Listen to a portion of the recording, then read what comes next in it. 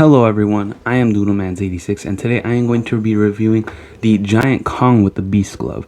So I found both Giant Godzilla and Giant Kong at a Walmart, went exploring and never found anything else ever again, and I didn't get the Giant Scar King, so that's a bummer, but at least I found these guys. So here we have a Giant Kong with a new Beast Glove, 11 inches. Let's see if Playmates has improved and see if it's worth picking up. So here we have a look at the box, very pink. We can see the hollow earth, up and down grounds, lots of colors, pinks, blues, greens, purples, pinks, that cool Godzilla render. And then you have Kong looking pretty cool. Is it just me or does his head look bigger? Maybe it's his mouth, I don't know. His head looks bigger. So there's the sides, and then we have the back, which is sadly not a scene from the trailer or the movie itself, but this still looks cool. We have Kong and the hollow earth in the back, looking pretty nice. And then we have a plot synopsis if you want to read it. Overall, a really nice box though, so let's get to the figure. So here we have a look at our Giant Kong, and we'll start off with the sculpt and paint. So overall, his appearance is really good. I didn't get the Giant Kong from the previous line, but I have to say, from images I've seen from that guy and having this guy, this is a huge improvement. Between Godzilla and Kong, Kong has always been treated better in this line. He's just always looked better, moved better, and wow, this one is impressive, I have to say. So we'll start off with the head and face. Again, is it just me or does his head look bigger in this movie? This figure looks exactly like that one shot in the trailer when he's roaring. Overall though, I really do like the design though. So he didn't get much of a design change other than the new glove. But here we have his head and face. He kind of reminds me of the Rampage toys. Pretty cool looking, you know?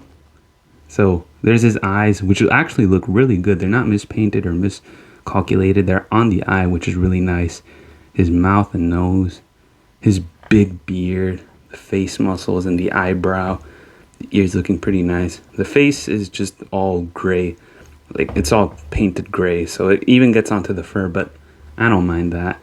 His fur is like a dark brown, almost like coffee. And he has the scars, and he has Godzilla's scar now. And I like that it's pink now. I'm pretty sure the GVK line made it white, but I'm happy it's pink now. It just looks better. You know, it looks like an actual scar. And his six-pack is more visible than before, which is interesting. Has lots of fur. Taking a look at the back, he has that back muscles, that back booty, which isn't as thick, but you know what? I'll take it. There's his hands, his arms looking pretty sweet. And we have that new Beast Glove, which attaches to the bicep all the way down to the fingers. And I gotta say, this does look accurate to the movie.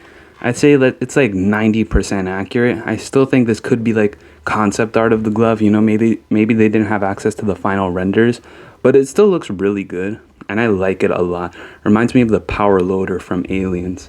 So maybe he gets his arm injured in the movie by Scar King. Who knows? Or it could just be an enhanced weapon against Titans. But yeah, I really do like the glove, and it's a pretty cool weapon. But I hope that doesn't mean we're going to lose the battle axe, because I really did like that too. Then we have his short stubby legs. Pretty sweet.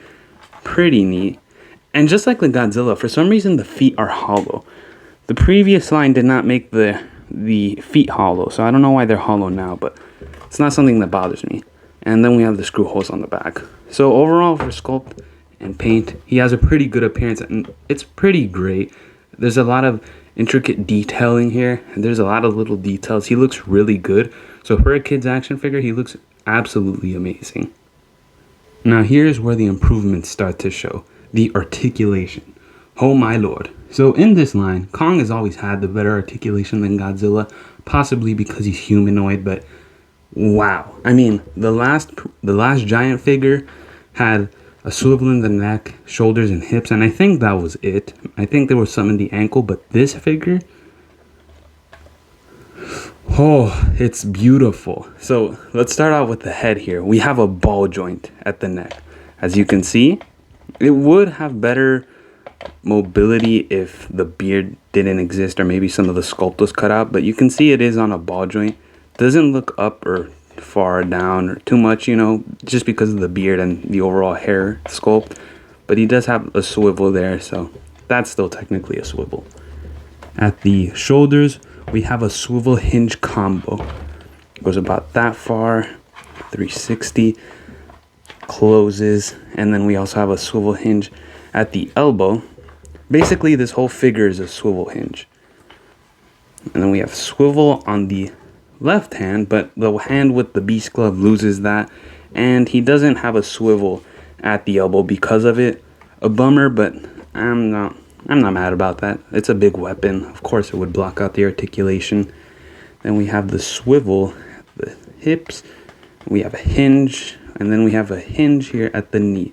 So overall, it's really good articulation. I'm very impressed, and I'm very happy that it was improved upon. It looks really great.